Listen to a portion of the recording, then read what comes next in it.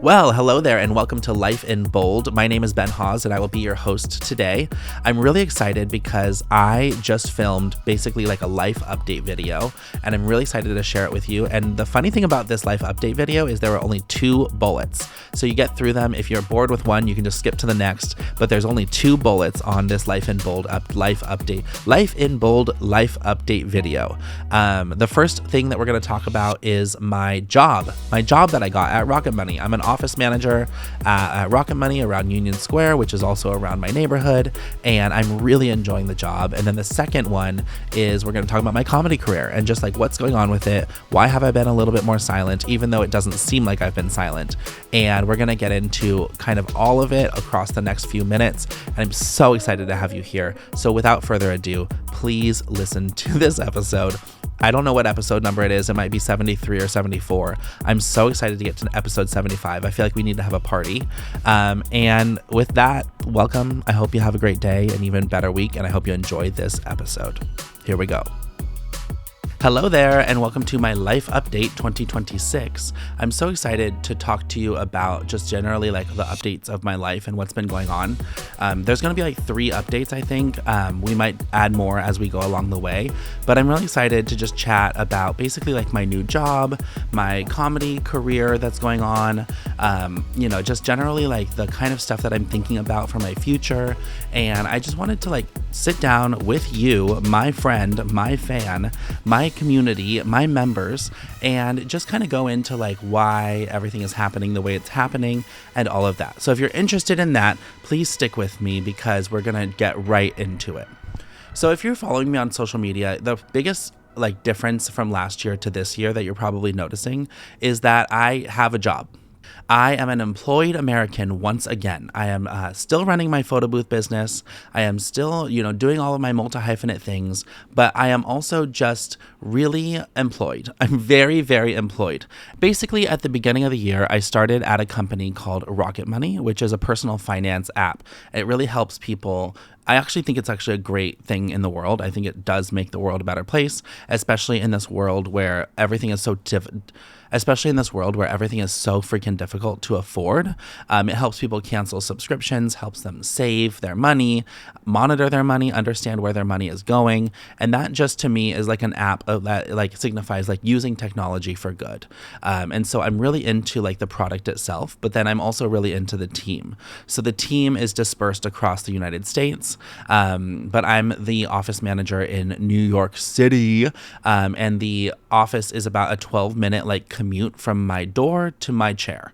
So that includes the elevator going up, that includes the stairs going down, all of that. I'm really like happy with my commute because I think if I had to add in like a 45-minute train ride every day there and back, it would have been a really big decision-making factor for me. But because the office was so close, I felt like, why don't I just try this job? I also started part-time, and so I was only doing 3 days a week, and it was going to like cover my rent and just like be a better part of my life. And that's kind of what I was looking for before the start of the year. I remember I made a podcast episode where I did a little diagram where I was like 2024 plus 2025 plus what equals 2026, because 2024 was, I was leaning into doing my photo booth business. I was getting myself comfortable with being an entrepreneur. And then toward the end of the year, I was like, this is just like, I'm going to be really honest with you guys. Entrepreneurship on your own as a single person in New York City, I won't even say it's not for the weak. Obviously, no entrepreneurship is for the weak, but it's like even more difficult than people give it credit for. I will say it's not only that it's hard work or that it's difficult to it's, you know what I mean? Like everybody is constantly talking about how hard it is, and it is hard. And then people say, oh, if it was easy, everybody would do it. But like, I think when you're in the founder mindset or like you're in the business mindset, your mindset is, but I can do it. I'm the one who can do it. I'm the one who can make it happen. I have enough resources. I have enough talent. I have enough perseverance that I, of course, can make it happen. And I definitely fell victim to like this mindset of like, do or die, now or never. Like I am the guy who's going to make it work and all of that stuff. And like what I realized about my photo booth business is that while I learned so much building the photo booth business, It's just not at this moment successful enough for me to fully survive on it. I also introduced my content creation services. I also introduced other, I was teaching courses online and doing different things to make money. And I think one thing that people underestimate about entrepreneurship is like, let's just shoot out a number, $75,000 a year. Like if you are at a job and you make, let's say, $75,000 a year and you have health insurance and you have a few little perks here and there, maybe like a gym membership or maybe you have some kind of like perk, like lunch delivered on Tuesdays or whatever. Like I think you have to sit in gratitude in that. These days, people are so unemployed and so bitter about their jobs, and it makes sense that corporate America is just not as loyal as it used to be and all of that stuff. And this other truth can be true, which is that if you're sitting on a $75,000 salary or more, or even less, honestly, or even less, you probably are better off than like 80 to 90% of entrepreneurs in their first couple of years going at building their businesses. And I think that's something that people don't totally understand. When I'm now employed, I think and now that I am employed, I think that I was definitely misunderstanding like how easy it is to just have a salary and income and health insurance and all of that. Financially, I'm not saying the jobs are easy. I'm not saying it's easy to be employed and work really hard. I'm saying that the simplicity of having a paycheck hit your bank account every 2 weeks is total aces. I'm telling you, it's totally different. It's an entirely different thing than needing to make, let's say, 10 certain sales every month. And if you don't, then it's difficult. And if you do, then it's still difficult because last month maybe you didn't. And that's been my experience just like as a true full-time entrepreneur. It's a total hustle. It is a total unpredictable hustle. And while I enjoy it and while I'm determined to, make it on my own or to be an entrepreneur or to have my own income or whatever, I have actually learned that for myself, doing both is okay. Being employed to take the edge off is so nice.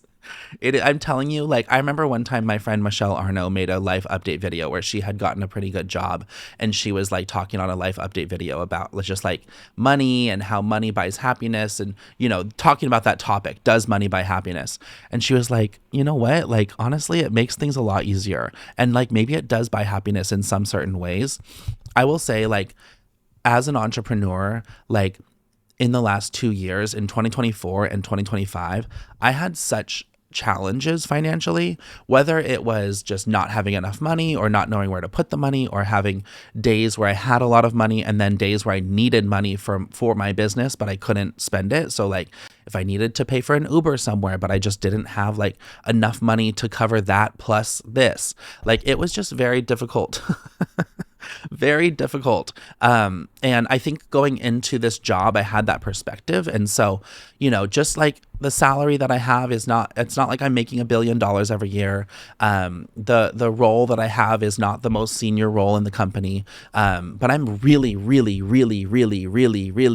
happy to have a stable income, a stable health insurance, a kind of growing potential at a company. I genuinely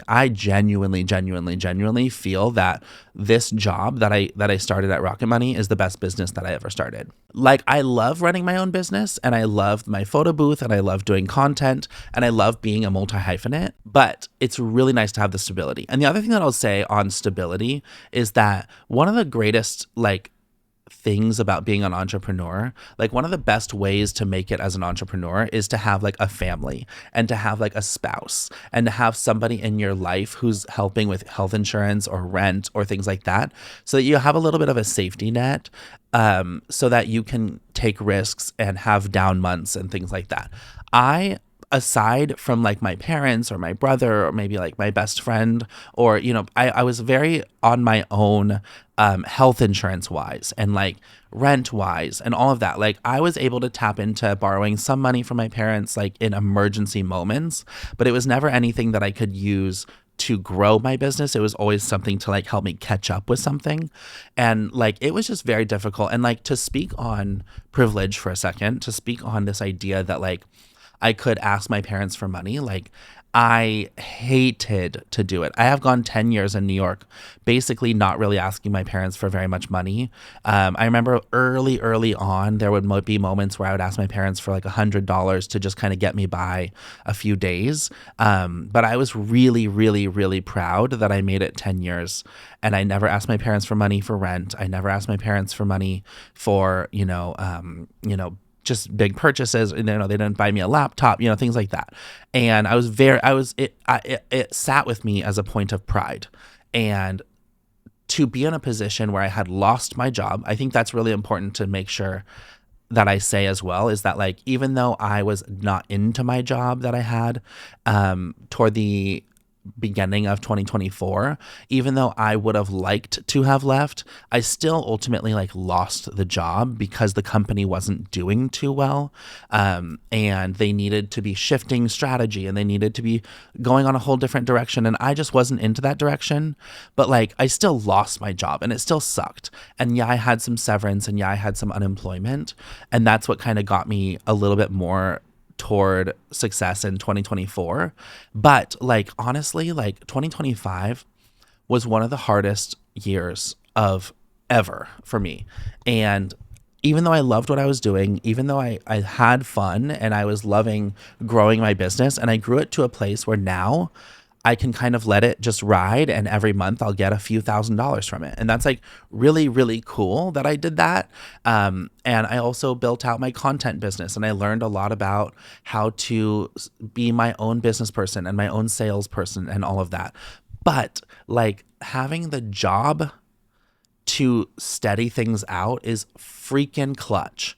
And I'm really enjoying the people. So basically I'm an office manager, and I run the office, and it's a 20-person office. So it's a pretty small office, but it's different people who come in every day, because there's probably like 40 or 50 people who could come in, but they all come in about twice a week. And so I'm there 5 days a week, and I was asked to be full-time after starting part-time.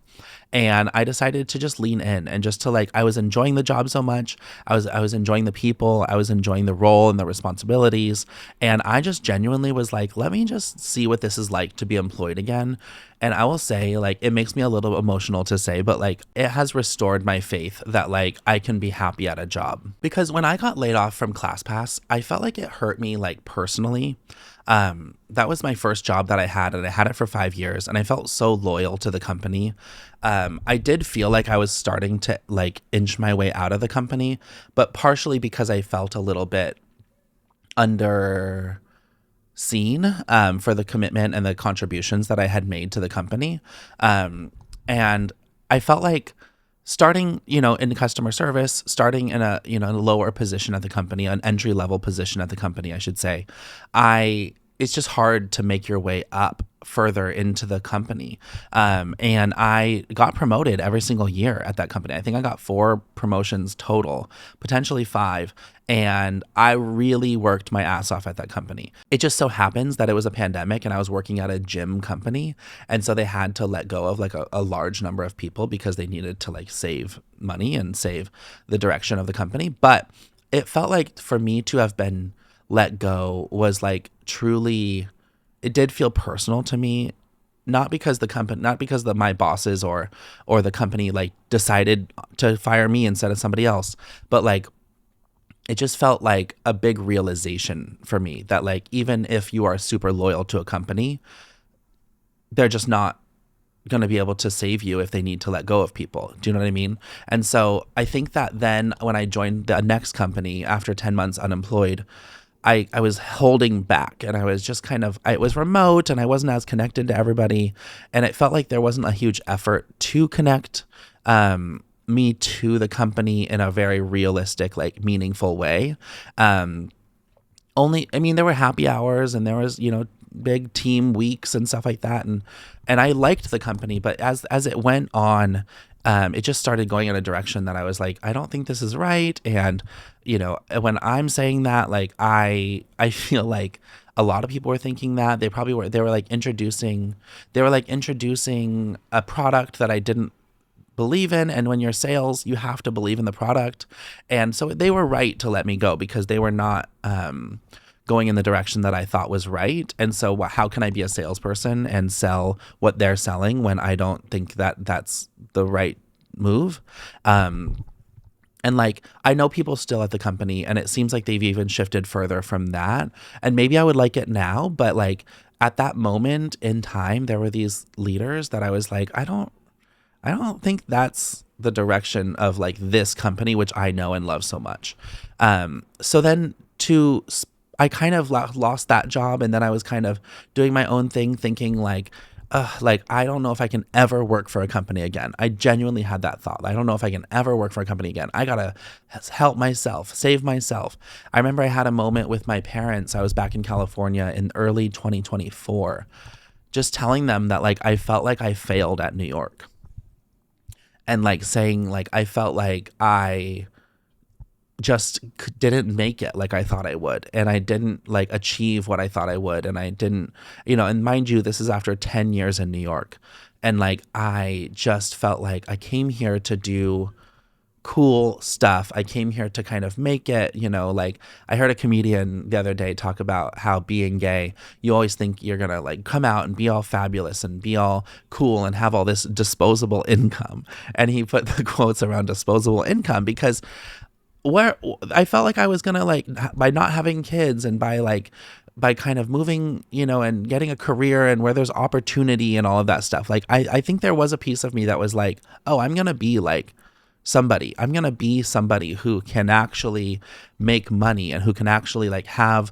like this life in New York. And like I think that's what we moved to New York for. I think we want to have kind of, not necessarily a TV show life, but like what of New York, what you see people doing in New York, when you hear about New York, when you see the way that other people live in New York. I don't even think that I need that much money to feel that way, to feel like, oh my God, I'm making it. But I remember one time I had a friend back in the day at ClassPass, and she was like, oh, I'm making it in New York. And I was like, do you really feel like you're making it? Like, that is so awesome that you feel that way. Because I never felt like it. In my first 10 years, I never felt like I was making it in New York. I always felt like an underdog. I always felt like I was struggling, and I still feel that I'm struggling, but I'm starting to feel in this moment that I'm making it. And I know that will come and go, and I know that will feel high and low, but like I genuinely feel like I did my 2 years of entrepreneurship, and I did my 9 or 10 years of like corporate, I did customer service and, HR and learning and development and talent development and, employee engagement. And then I went and did sales and customer service again. And, I feel like throughout that, I've just always been kind of in touch with marketing as well. And now kind of like even a little bit product and engineering stuff. But like my 2 years off taught me so freaking much about my own values and my own like perspective and just the way that I want to go forward and move forward and do everything that I want to do. And I just think that finding this job here at Rocket Money and finding this job where I can really use my absolute strengths and like people are genuinely appreciative of what I'm bringing to the table. I am feeling very like appreciated and valued and respected and like loved even and celebrated. And we just did like this team week at work where we all went to Washington, D.C. and I was the MC with my head of people, and I won an award for Rookie of the Year, which is awesome. And I feel like I've found the company that's going to take me into this next chapter. And I think that's so cool because I think in life, we raise and lower our faith in society and in the world and in our professional careers and all of that stuff. And like, do not get me wrong. I'm watching the news. I know that everything in the world is absolutely bent and broken and just worrisome. And, I don't want to say, oh, I'm so happy and life is so easy and everything's good in the world again, because it's not. It's absolutely not. But I do know that in a world where joy is the biggest resistance, in a world where like we have to still make money and still survive and have shelter and food and water. Like, I personally have gotten to a place where I'm feeling better than I was last year. I'll say that. Last year, it was the same thing. The world is just on fire. And when the world's on fire and I personally don't have enough money to get a good lunch or to pay my rent or to do whatever I need to do to like survive, then I can't help the world. And that's what I always want to do, is to like help the world and help people and help my friends and help my loved ones and help people across the country, help people in other countries that are struggling. And so in the world where when we can take care of ourselves, we can take care of others, I'm really, really, really satisfied and happy and glad that I'm able to start taking care of myself again. It's very difficult to keep your business going, like without being desperate, you know? And I just am so grateful for having landed at this job and this role. And I want to give a very special shout out and thank you to my friend Kelly Moran, who was able to actually find this job for me, send it to me, put in a good word, and let me shine in the interview process. And, she gave me just a little bit of information about the culture and what people might be looking for and things like that. And I'm so grateful that she had her eye out for me. I think it's a huge lesson that like when you're someone's friend, like your job hunt is their job hunt and their job hunt is your job hunt. I think that the lesson that I've learned is in friendship over the last couple of years is like, if you can help somebody just even a little bit by sharing a job or even loaning some money or giving some money or sending a DoorDash gift card or something like that. If it's your friend and you love them, like I think the lesson that I learned is that will come and go and that will come back to you in love and in potentially also in money when you're feeling down. I think that I've been shown so much financial love from the people in my life where, like my friend Denise yesterday, we ordered dinner and I was like, okay, I can give you cash or I can pay you on Friday when I get paid or whatever. And she was like, you'll get it next time. And like, I think that to me, I've learned is a really big moment of friendship where if you can, and of course there's moments where we both can't, but like if you can, that's some of the most meaningful friendship that you can possibly have. Someone that believes in you, both that you'll pay them back somehow and also that like they want to support your dreams of becoming who you want to become. Sometimes the best support, like if possible, is financial. And I don't think it should be I think it should always be said that money is hard. And it really is. When you're employed, when you're not employed, when you have a family, when you don't have a family, when you're married, when you're not married, like money is always hard because even as you grow in your income and all of that, like people get married and people have families and people get bigger apartments and like it's very difficult to keep up in this country and we all know that. So I think that's my life update on the job situation, the money situation, the businesses situation. Do not worry. I'm still doing Rent My Booth. I'm still doing my content HQ services and I am very engaged in those. I did realize that like I'm someone who's just always working anyway. So why not work somewhere that I like that is gonna steady things out, financially. And like to be clear, like I did make money last year, like I did like earn thousands of dollars per, photo booth booking and stuff like that. Like it's not like I was sitting there like building a fake business that wasn't working. The business was working. I was getting reviews and I was getting bookings and all of that stuff.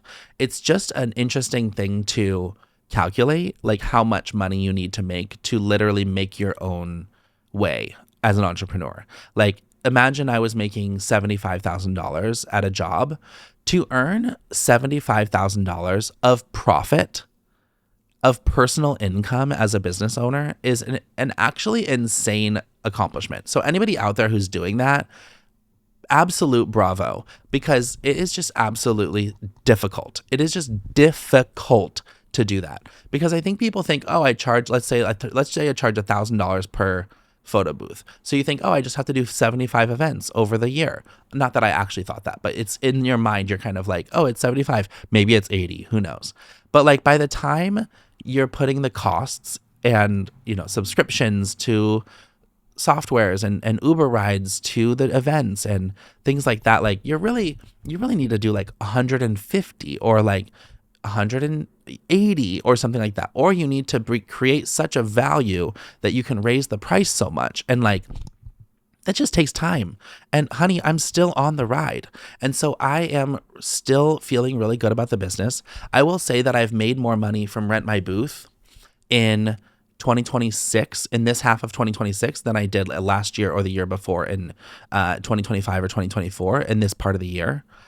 So it's like interesting because it's like the business is just as or more successful, but I'm also able to have a job where I'm making like a real salary and health insurance. And I think people also don't totally get the health insurance piece, because people don't leave their jobs because they don't want to pay for their own health insurance. And I actually think that's really smart. After my experience in entrepreneurship, paying for my own health insurance, because the thing is, like, health insurance is expensive, but you're never going to access the same level of health insurance as a company can provide. And maybe I won't say you'll never, but like, I was paying like $450 a month for my health insurance. And to me, I was like, oh, that's great. That's fine. Because like, I just need to make just part of my income just goes to my health insurance. Who cares? But the insurance that I had was nowhere near as good as the insurance that I have now. So it was like really expensive, because if I at one point I needed to go do an x-ray, and like I had an x-ray, it was like $200 or $300. And like that you just pay the $200. Like I had a deductible. I think it was like $3,000 or $4,000 in 2025. And like, I never reached it because I just had to keep paying for everything on my own. And like $3,000 is great for a deductible if you have some big catastrophic thing. But like every time I had to go to the doctor, it was like $100 or $200. Every time I had to get a prescription. And I was like, this absolutely sucks. And so it's just like, yeah, like being an entrepreneur is fantastic and wonderful. But I might just have to wait until I have a husband to do it more. Or I can have this job and I can be a multi-hyphenate and I can have businesses and a job. I think that's the real solution for me at this moment. And that's what I'm doing and that's what I'm living. And so I'm pretty into that and I'm pretty excited about it. So moving on, I want to talk about my comedy career, because as I've been a multi-hyphenate, as I've been a business person and having this job, and we're in May, I think it's like May 25th right now. I had a really tough start to the year with my comedy career. Honestly, like I genuinely, literally couldn't focus on comedy in the first 4 months of the year. Even though I did my album, Boys Who Kept Me Up at Night, in February, and then I had my party, like even though I did a ton of stuff for comedy and for entertainment, it felt very difficult to stay on top of and to keep myself going with. And I still did. I booked my Stonewall show. I did a show in California, and I did my Glowing Stars tour. I think maybe to the outside looking in, it didn't necessarily look like I wasn't doing comedy, but like from my perspective, it felt like I was doing it a lot less. I haven't written like a really like hit comedy song for myself in like since I've had this job. I don't think I've written one that's like so funny that I have to go perform it. Actually, that's totally not true. I've written a couple, but like it feels like it. It just feels like it to me. It feels like I've had trouble staying on top of the comedy stuff. And part of that is because I used to be able to just like grab my guitar whenever the hell I wanted and write a song and all that. Now, sometimes I'm at the office or I'm at a happy hour with work or something like that. And I just feel like I haven't been able to do it. But, I feel like now that I'm through like the team week kind of thing at work, and I've met all these people and I feel really connected to my job. I feel like I've been kind of signed off as like, okay, he's doing a good job. I will still continue to do a good job, and kind of put my whole effort into it. And it's the adjustment period is kind of over. And so I've been able to do photo booth events, more often. Like I did one at Macy's a couple of days ago with Pac-Man, which was really freaking awesome. It was my second time doing that. And then also, like with the comedy stuff. Like I feel like I'm able to get back into it. I also went through like a 6 or 8 month like period of doing like serious music. And I like my serious music, but like I feel like at my core, I want to be more cabaret and comedy than like a country music superstar. I don't think that like or a pop music superstar. Like I don't think that at the end of the day I'm going to be Taylor Swift. I think at the end of the day I'm going to be closer to a Tim Minchin or a Bo Burnham or a Kat Cohen or those people who are kind of doing these cabaret shows. I haven't like gotten fully into like the world of cabaret or like the definition of exactly what cabaret means, but I feel like I am ultimately like a musical rock star cabaret. I saw this other comedian who was really funny the other day, who was talking about how his style of comedy is like cabaret artist who never sings. Like he's constantly like getting into a funny song, but there's never any funny songs. I feel like quite the opposite. I feel like I am a cabaret artist who is song, song, song, song, song. And in reality, like I view myself as a musician, I view myself as a rock star, etc. But like I don't think that I'm like a stand-up. I think I'm closer to a cabaret, closer to like somebody who can be kind of weird and funny and like on the guitar. And I just got a ukulele, which is funny and really exciting. And I've learned to play it a little bit. And so I've been trying to write some funny songs on the ukulele. And, the big update here is that I booked a show at Club Cumming. I booked a show at Club Cumming. It's going to be August 13th, which is really exciting because that's going to be the 15th anniversary of my coming out of the closet as a gay man. And so I'm pretty excited to celebrate this summer, the whole summer, Pride Month, July, the 250th anniversary of America and me coming out of the closet 15 years ago. I'm really excited about it. Club Cumming, if you don't know, is Alan Cumming's cabaret space. And it's a really popular space. People are really into it. It's a really cool space. It's iconic. Kat Cohen has performed there. I have performed there. My friend Sean Cantatori has shows there. I'm really, really, really excited to have like my own show at Club Cumming. I'm working on it now, but currently the name is going to be Power Pose. And it's all about just kind of like my 15th anniversary of coming out. It's all about like my adulthood and the awkwardity. I always try to say this word, awkwardities, the awkwardness of adulthood, being gay, dating, going around, trying to find love, all of that stuff. And so I'm really excited. I hope you'll come. It's August 13th. I think it's gonna be around 7 o'clock. And I'm just like really pumped up. I have to like seal in the details and like make sure that people have the link to buy tickets and stuff like that. But it's so freaking exciting. And then it's gonna be time to start working on a comedy album.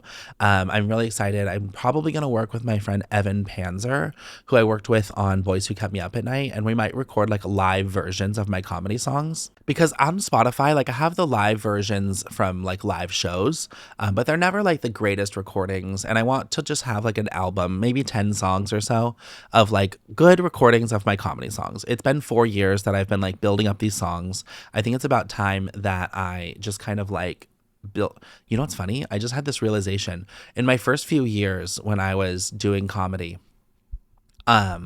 There's the trope or whatever that says you have to be doing comedy for 10 years or music or whatever for 10 years before you find any level of success. And I realized when I said 4 years, that's about 4 years I've been doing comedy. So I'm 40% of the way there, people. I should only be about 40% amazing. So lower your expectations.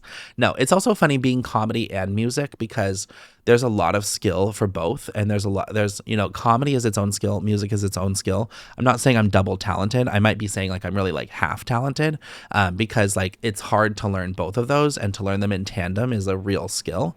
But I really want to get better at being just on the mic, just like this, doing stand up. I don't necessarily want to do like jokes, one-liners, things like that. But I think hosting, telling stories, just being able to talk on the microphone and be comfortable and all of that is really important skills. So I'm working on that. And then on a personal level, I think this is just going to be an interestingly like nice year for me. I have the job. I'm going to be like increasing my financial stability throughout the year. I have my comedy career. I have my photo booth business. I have this podcast. I have a lot going on that I'm like really pumped up about. And it's also my parents' 40th anniversary of being married, and I'm throwing them a party in October for their anniversary, and I think that'll be like really fun. I think there's like some stuff going on with my family that'll be really nice. Like I have a new nephew. His name is Sebastian. He's really cute, and I just am excited to like kind of watch him grow up. And part of, I guess it's like a little bit of a tradition now, because I did it once. My nephew Max, when he turned 1, I gave him a children's book about himself that I wrote. And I'd really like to write one for Sebastian. I'm thinking of all these different ideas, but it's interesting because he's not very old. He was only born in December. And so it's just interesting to think about like 1-year-old book about like how, like about like him, because and the reason that I was able to do it the first time is because my nephew Max was just so bouncy. He loved to bounce around, and so I made that book about that. And my new nephew, I feel like he is still just figuring out the world and figuring out like what's what. And he doesn't have as much of like quite a personality quite yet. And it's not striking me quite as yet, but like maybe like the fact that he's so wondery, he's so like curious, and like he's like, what are you doing? What are you doing? Like that kind of thing. Maybe that's something that I can work on for the book. But 2026, man, like I said, the world's on fire. We have to find joy. We have to be able to connect. We have to be able to support ourselves. And that's kind of my conclusion of this video. I really hope you enjoyed learning more about where I am in life and what's going on. I always think when I do life update videos back to this Katy Perry movie I saw one time, which was like her Part of Me like documentary about herself. And what was interesting about it is she had all these videos talking about the progress that she was making. And she was talking about like, oh, I just got an audition, la, la, la. And I also think about Doechii. And how Doechii, when she got laid off, she just went into all of these. Doechii is a rapper, a really talented rapper. I think she won something like Best New Artist at the Grammys or something like that. She has really cool music and a really cool vibe. And she was just in the Devil Wears Prada 2 soundtrack with Lady Gaga. Really accomplished person and artist and talented. But when she started her journey to like just getting out there and doing it and making it happen, she made this video and she was like, I just got laid off. I'm just going to go into every record company and just tell them who I am and pitch myself. And then she did. And then, hard work and grit and real determination got her where she is today. But it's interesting to watch people's videos as they are figuring life out. And that's what I kind of view these episodes of Life in Bold as, is like, here's Ben. He has these interests. He has these talents. Let's watch him figure it out. I hope you're figuring it out as well. And I just want to wish you a very happy Pride Month coming up. I hope you have a great summer. And I hope you have a great day, an even better week. And please never forget to live your life in bold. Peace out.